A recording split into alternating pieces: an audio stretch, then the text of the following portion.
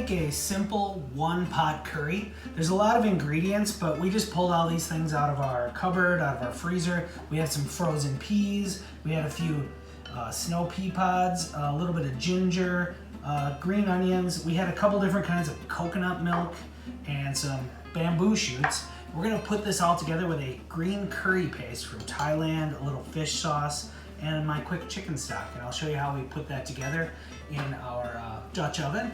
And I also wanted to give a shout out to Lucy for giving me these great Vans socks for Christmas, my favorite Christmas present. And we're still here under the COVID-19 lockdown. And Lucy's been with her mother for the last 2 weeks. I haven't seen her. I'm really missing her, so a shout out to Lucy O'Halloran.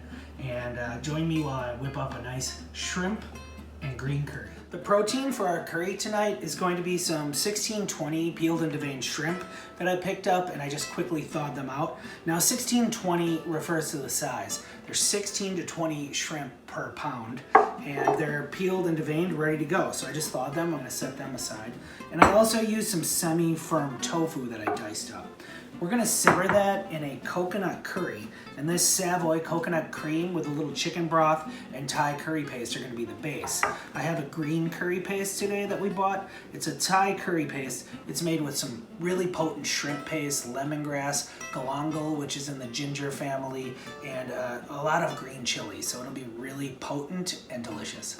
The base of our curry is going to be made up with some aromatics that we're going to add to that store-bought curry paste. Now you could easily Google a green curry paste recipe and make your own, but we're doing this under quarantine with what we had in our cupboard. So I'm going to start with some red onions. We're going to have some fresh ginger. I'll show you how I grind that up. A little bit of lemongrass we'll slice. And then these kaffir lime leaves, which are great in a Thai curry. We get them at the Asian Midway on Park Street. We'll finish it with a little bit of brown sugar. And then this Thai basil, which is really delicious. It has more of a licoricey, peppery flavor than like a Mediterranean or an Italian basil, but I just love it. So for our curry, we're gonna add some vegetables to that. We have some fresh bean sprouts and some sliced scallions.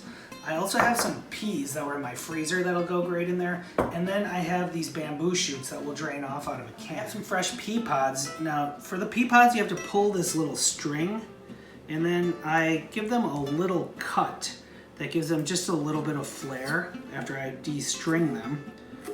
Give them a little V-shaped cut. Now you don't have to do this is a little futzy, but just gives it a little extra pizzazz. Now these little aromatics that I'm going to float in my curry to flavor it, I have this stalk of lemongrass. I'm just gonna split that down the middle, and then we'll let it give up all of its flavor in the sauce.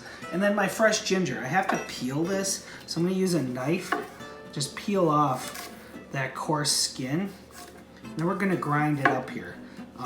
We're gonna serve this curry over some rice, and my wife Michelle lived in Japan for 10 years, so she's the rice maker in our family, and we have a beautiful rice cooker in the back on the counter, and she also is a big proponent of this little ceramic ginger grater. So I have my peeled ginger here. I'm just gonna grate it up on here.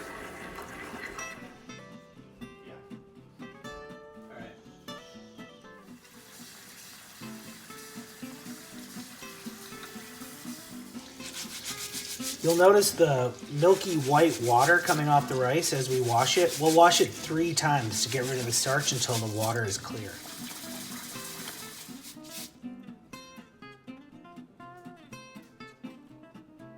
Start the curry with a little neutral flavored grapeseed oil in a hot cast iron Dutch oven, just enough to coat the bottom. I'm going to start with my sliced red onions here. I'm gonna bring those up and let them sizzle a little bit. We're gonna kind of toast our spices and build flavor as we go here. Next, I'm gonna add ginger. It's about a teaspoon of freshly grated ginger. It's a beautiful little ceramic ginger grater that we have.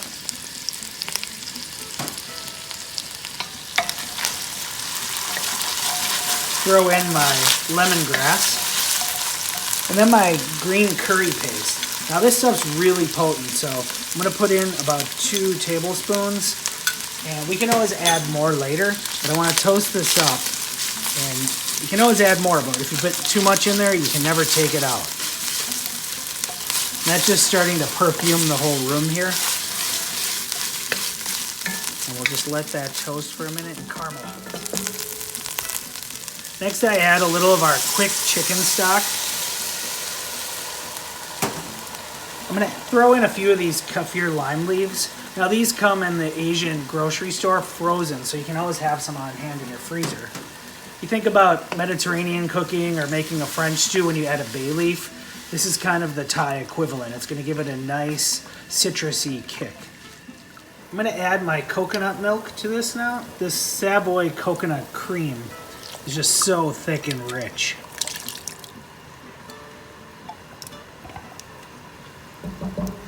Then I have another coconut milk. Go in there, 2 cans. Bring that up to a simmer and then I'll give it a taste. My curry's come up to a boil and now I want to add about 3 tablespoons of fish sauce.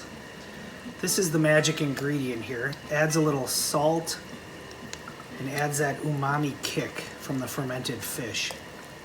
We'll add that, and the only way to go forward now is to taste as we go. So, it's pretty delicious. It has some sweetness from the coconut milk, but usually it calls for palm sugar, but here we only have some brown sugar, so we'll stir some of that in.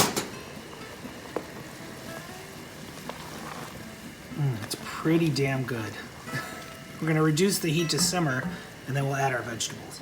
I'm gonna slide in about a cup of my frozen peas, just to warm them through, as well as my pea pods. And the tofu, again, we just wanna warm this through. That's gonna add a little protein, kind of stretch it out for a family meal. And then our canned bamboo shoots are gonna scatter over the top. We want everything to kind of come back to a gentle simmer and just warm through. For the shrimp component of this curry, I'm going to season them lightly with a little bit of salt, kind of work that through there. And then I'm going to slide them into the curry and let them poach really gently. A lot of recipes will start with sauteing the shrimp. I like to just poach it in the sauce so it's much more tender.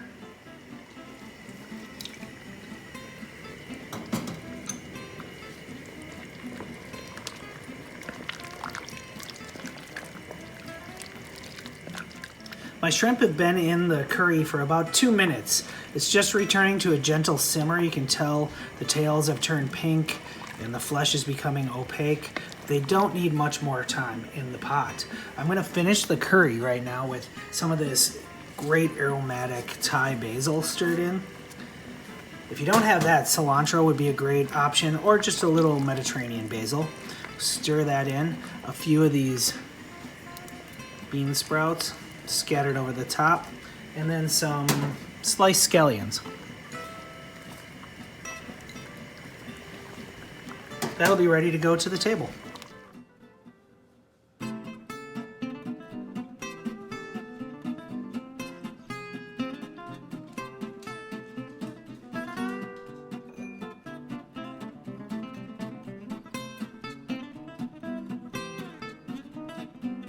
Thanks for cooking along with me. I'm going to taste my curry here.